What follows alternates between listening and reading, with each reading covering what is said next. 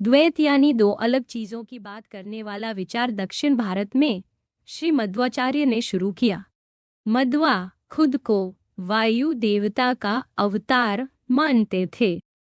उनका कहना था कि वेदांत में लिखा है कि आत्मा और परम सत्य यानी ब्रह्म दोनों बिल्कुल अलग हैं। मध्वा के हिसाब से दो तरह की असलियत है। पहली, जो पूरी तरह स्वतंत्र है, जिसमें सिर्फ ब्रह्म आता है। दूसरी, जो ब्रह्म पर निर्भर है, जिसमें आत्मा और निर्जीव चीजें आती हैं। ये निर्भरता ही दिखाती है कि आत्मा और ब्रह्म एक नहीं है, बल्कि दोनों अलग हैं।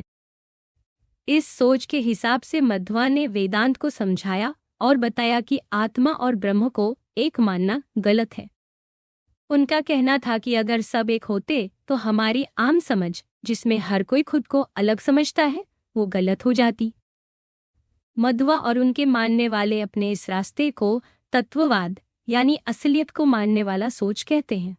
मध्वा और शंकराचार्य में सबसे बड़ा फर्क यही है कि मध्वा के मुताबिक आत्मा और परमात्मा अलग अलग हैं, जबकि शंकराचार्य के अद्वैत में आत्मा और ब्रह्म एक ही माने जाते हैं।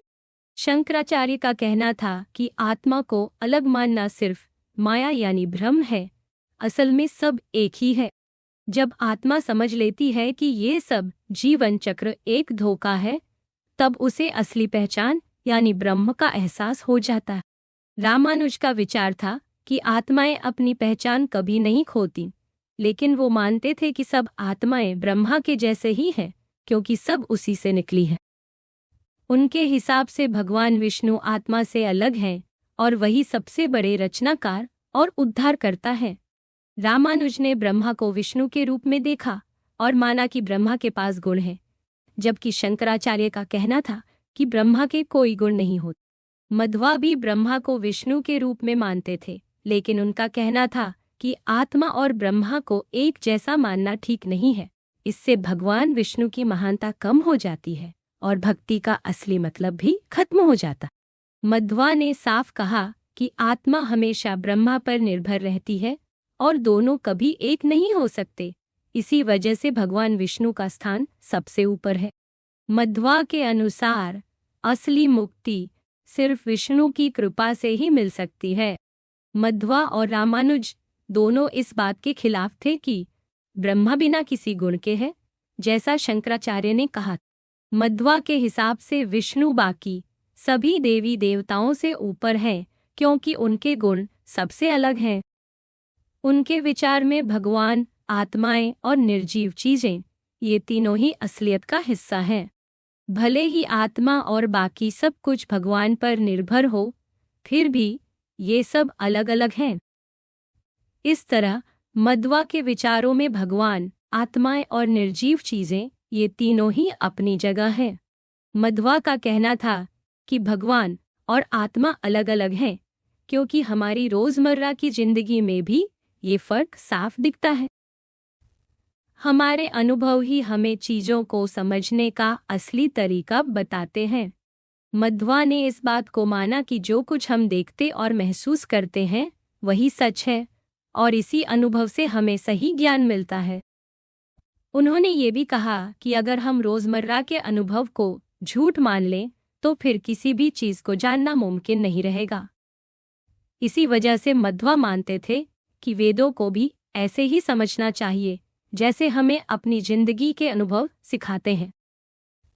मध्वा का कहना था कि वेदों ने साफ साफ सिखाया है कि आत्मा और ब्रह्मा हमेशा अलग हैं। अगर वेद कहते कि सब एक हैं, तो ये हमारे अपने अनुभव से बिल्कुल उल्टा होता।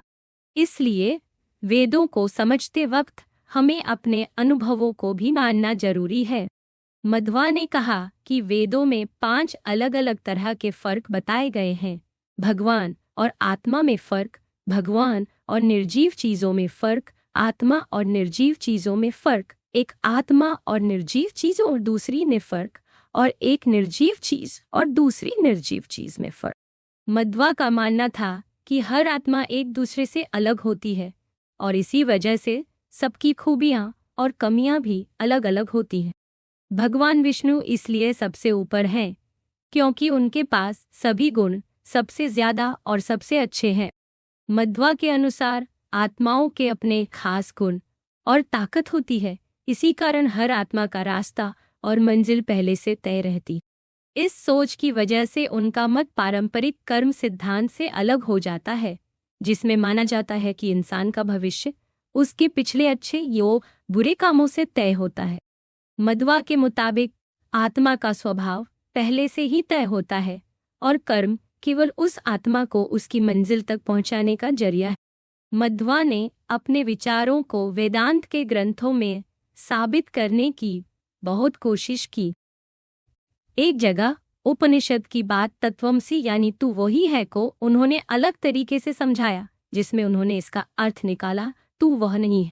मध्वा के इन विचारों पर कई बार बहस भी हुई, लेकिन माना जाता है कि उनकी अपनी सोच थी जो उस समय के समाज और हालातों से जुड़ी थी। मध्वा का द्वैत वेदांत 3 बड़े वेदांत विचारों में गिना जाता है। इसे आगे कई विद्वानों ने और भी आगे बढ़ा। आज भी भारत में मध्वा संप्रदाय के लोग इस परंपरा को निभाते आ रहे हैं, जिनका मुख्य स्थान उडुपी में है।